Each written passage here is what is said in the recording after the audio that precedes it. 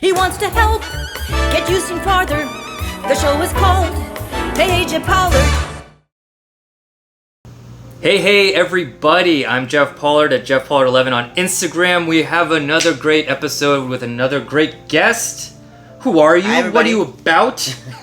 My name is NIK KACY. My pronouns are then, he, and what am I about? Let's see. I'm about fashion and equality, social justice. Okay. And also like making really cool events for the community. Okay. Now, I believe what you just titled is kind of what formed the business we're going to talk about. So, Yes, the main focus, because you do a few things, but you make shoes. I do.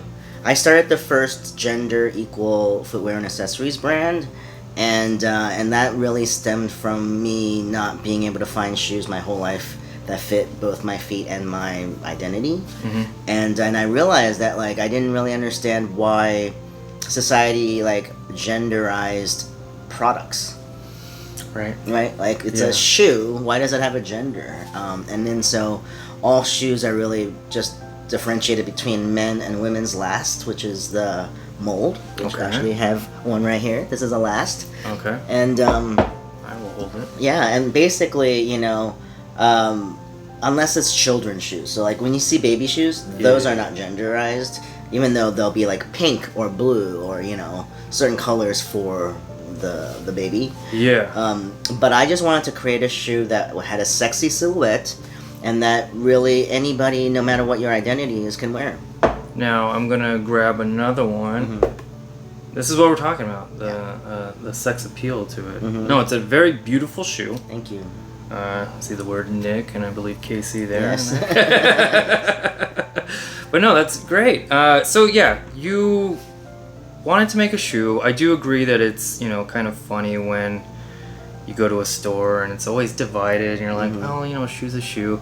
Now, did this come from that where it's like you're just like, oh man, I am tired of being unable to find Yeah. shoes and that they're just too.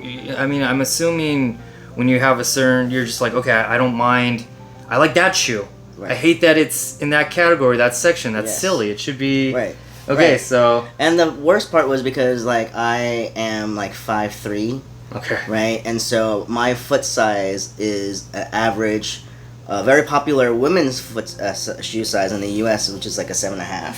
Okay. But it's a men's like 5.5, which is almost impossible to find at a shoe store. Okay. And so I would see guys on the street and be like, "Oh my God, where'd you get your shoes? I love those." And then I'd go and try to find it, and always they would be like, "Oh, we have our smallest size is like 6.5, 7, right?" Mhm. And I would always feel so bummed. And then as I got older, Doc Martens and I don't know, like Steve Madden, like there were a couple of shoe brands who started making more kind of gender neutral looking shoes, and they would kind of make the men's version, but then make a women's version of it. Mm. And so when that started happening, the shoe stores would be like, "Oh, we actually have that style in the women's size." And so I would get excited, even though I felt like misgendered. Sure. But because I hadn't really transitioned, I wasn't really out. Like, then it was like, well, how would they know? I shouldn't be upset by that, But it was still humiliating even after I did transition, Yeah. because it was like, stop telling me to go to a different department, Yeah. And so, but the scary thing was like when I would put on the women's version, it was literally one size smaller, right? Right. Just Right. A little description. Yeah, it should be only a little bit different. Alright. But yet when I look down at my feet, they look significantly smaller, that I felt like I had children's feet all of a sudden. Okay, I get that. Yeah. And so what I realized was that like the shoe industry and the fashion industry really had conditioned us to think men should look like they have bigger feet, and women should look like they have smaller feet. The petite. Yeah. And I just never understood that. And so then I started really paying attention to people on the street, and like basically whenever I see people, I just like stare at their feet to see what they're wearing. Okay. And I noticed the trend, the pattern was like so many women, if you look at their feet and the shoes that they're wearing, it's not proportionate to the rest of their bodies. Okay. Especially like you think about like the quintessential like Barbie doll, right? Yeah. Or like a Kim Kardashian body, right? Like where like our society has like, you know, you're expected to have boobs this big, hips this small, or like waist this small and then hips this big. Right. Think about that body proportion, and then think about the woman wearing the little high heels in them. How is that little tiny high heel supposed to carry all of that, right? Yeah. And shoes are the only thing that like is on our body that carries the weight of our entire body all day long. Good point. Right? And so this is why like so many people have like back problems, ankle damage, feet damage. I mean, there's so many things wrong with like a lot of women because of the shoes that they've been, you know, forced to wear or conditioned to wear. And then the other thing, equity, right? Like price points. Men can buy shoes for a reasonable price that lasts them basically a lifetime, and women are expected like every season spend hundreds of dollars on shoes that aren't even gonna really be in, you know, style after a season. Yeah. And those are the things that really bothered me with the inequality of, I mean, the sexism of that, right? It's just so unfair. And then women on top of that make less money. So it just, none of it seemed fair. And so I really wanted my brand to be about, I make you really kick-ass shoes that last forever, and doesn't matter what size, what gender, they're all gonna be equitable. Okay. You know, so that's where it's all from. No, I love it. And so, you know, coming from somebody, pretty ignorant with shoes and how they, I mean, did you start off pretty knowledgeable, or was this like you were learning as you're going? Yeah, I mean, fake it till you make it. Fake it till you okay. I actually had zero fashion education, but I have been a shoe whore my whole life. And so when I went into the research and the development of it, I traveled throughout Europe, 9 different cities, literally like 2 months after my top surgery. And, you know, after they take out the drains and everything, I was like, here I go with my luggage, you know. And I had just left Google, so I had saved up some money, and I was like, I'm gonna go do something meaningful, you know. And like, I want to leave this earth feeling like I left it a little bit better, right? Yeah. And so I traveled throughout, you know, Europe, going to all like the best shoe factories, going to all these shoe fairs, and like asking them like, why don't you just make shoes for like all people, you know? And because it would cost them pennies on the dollar to do that, right? All they would be doing is just like expanding their sizing, right? And sorry, but it'd be cheaper because it'd be like 1 mold versus 2, right? Or am I wrong with that? You know what I mean? In terms of exactly. Like a woman and a guy. Now right. It's just like you gotta shape it this way for sizes. It would be like a 14 size range, which is what I have, which is the largest size range any shoe company has. Okay. Because most of them are divided between genders, right? Mm-hmm. So there's usually like 7 sizes per gender, but I've got all of them. Okay. And honestly, it's also, I think, it's expensive probably in the beginning for them, because they would have to redevelop the uppers, which is the leather that goes on the shoe. Mm-hmm. And they would have to change, well, for me, my standard would be you should change the proportion so that it's not this optical illusion of like men having bigger feet and women having smaller ones. Like, why not just make one proportion and either you fit it or you don't? Because at the end of the day, no 2 feet are the same anyways. Yeah. Right? So like even the universal sizing that exists, it's still not every shoe brand has a little bit different, you know, last, so therefore it fits differently. So I mean, there's no reason why it needs to be separated in that way. Okay. But it would cost the money to have to redevelop something to make it gender neutral or gender equal for them. But in the long run, it would be worth it, you know? Yeah. Okay. So, but yeah, it was really awesome to be able to design from like the consumer perspective, especially as a consumer who has struggled their whole life, like trying to find shoes that like fit everything about them, right? Yeah. And so I was able to, I'm not here to reinvent the wheel. Yeah. Right? And I mean, I guess in that way I'm such a through and through Chinese person. It's like, I'm here to improve it. Yeah, no, that's fun. Yeah. So it's like, you know, not copy, but really like improve. Yeah. And so I kind of just modernized, you know, like even like this boot, for example, was the first design from my gender neutral collection. So I started with the masculine of center collection. and then the gender neutral collection, and then ideally the next phase would be like the feminine centered collection, which I started working on before the pandemic. But honestly, there was just so much transphobia that most of the factories were like, we don't want to make a high heel that big. And I was like, why do you care? Yeah. You know? Just take my money. Yeah, exactly. Take my money, right? Like, but they know, well, who would be wearing these? Like, why would you need a size 14 high heel? You know, a men's 14, right? Like, because I go from a 34, like, I use, like, the EU sizing method because I figured people will be easier to translate. Okay. And, I'm sorry, you said, like, EU, like the European, okay. Yeah. And so mine goes from a 34 to a 47. It's a 14 size range, which equals, like, a women's, like, 0 to a men's 14, basically. Okay. Yeah. But yeah, so when I designed this, it was like, you know, what kind of shoe or what kind of shape can I design it in a way, like, when you look at this, you can't really say this is a man's shoe, and you can't say this is a woman's shoe. Sure. Right? Like, there's something just about it that you're like, well, actually, like, anyone can wear this. Yeah. Right? I mean, and don't take this the wrong way, Yeah. but it feels almost like this for a guy, if you want to put it's a cowboy bootish, to me. Right. I feel like you could wear, you could take it line dancing and square dancing. Right, yeah. And it really also depends on kind of like your history and your background. Okay. Because the inspiration of this was actually George Michael, which is why the name of this design is called the Georgios. Okay. And from George Michael, in his music video, like Faith, remember it starts off with him and his beautiful cowboy boots and like pans up his butt, to his leather jacket. But then also, what I found really beautiful about this design was that if you look at the heel, it's a Cuban heel. So when you think of like a cowboy boot, that's a very manly kind of aesthetic, right? Cowboys are tough, right? But then the Cuban heel reminds me of flamenco dancers. Okay. So male flamenco dancers wear boots with the Cuban heel.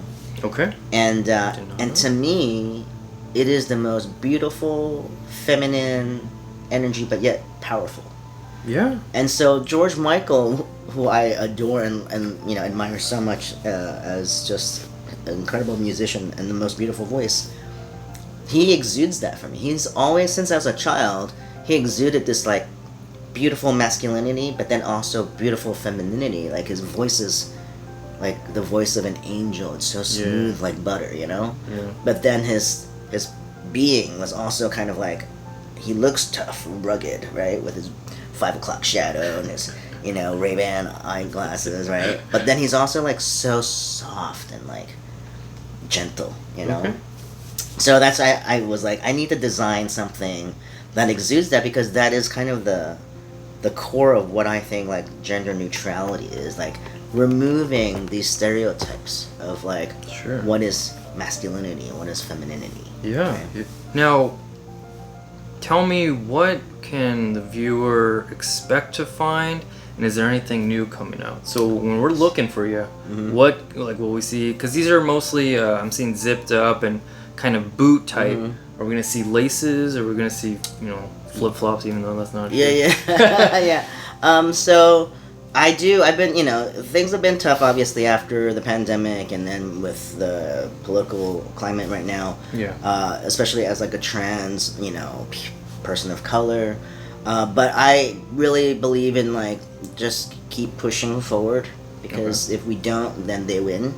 Sure. Right. So my manufacturer, who is like 3rd generation shoemaker in León, Mexico, he has his own brand, and he wanted to, they're struggling as well, so he wanted to come into the U.S. market, and I was like, let's partner up and collaborate and create something together. Sure. So basically, with his designs, he's going to use my last and be the first brand, besides myself, to use my gender equal last.